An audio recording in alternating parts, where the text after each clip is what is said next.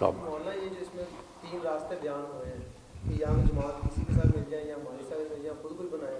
تو ایک عام آدمی جماعتوں میں فرق کیسے کر سکتا ہے؟ جو اتنا پڑھا لکھا نہیں، وہ ہر جماعت کے علماء ماشاءاللہ بڑے ان کے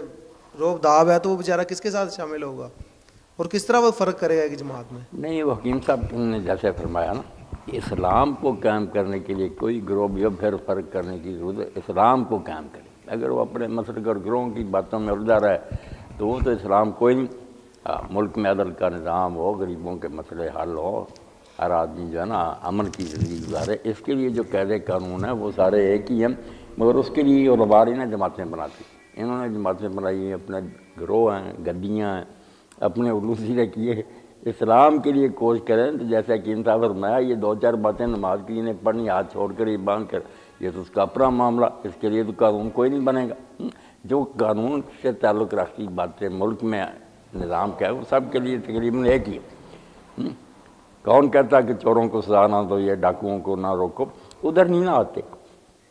اس کے لیے اگر کوئی جماعت بھی فرق کرنے کی ضرورت نہیں، واقعی ہو اس کے لیے محنت کریے،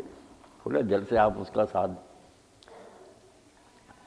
مسجد امین پر بازار میں نا حافظ ایوب صاحب ہوتے ہیں، ان کے بچے کا عقیقہ تھا، مجھے بھی بلایا، اس وقت صوفی احمد دین اللہ رحمہ فرمائے بہت سارے بیٹھے تھے، اور بھی کوئی مولوی آئے تھے،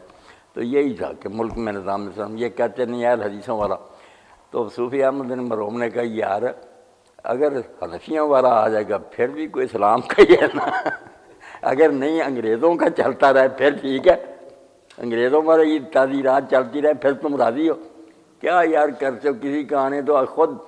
مسلک والے مجبور ہو جاتے ہیں جب دیکھتے ہیں کہ ہمارے مسلک میں اس کا کوئی مناسب حل نہیں۔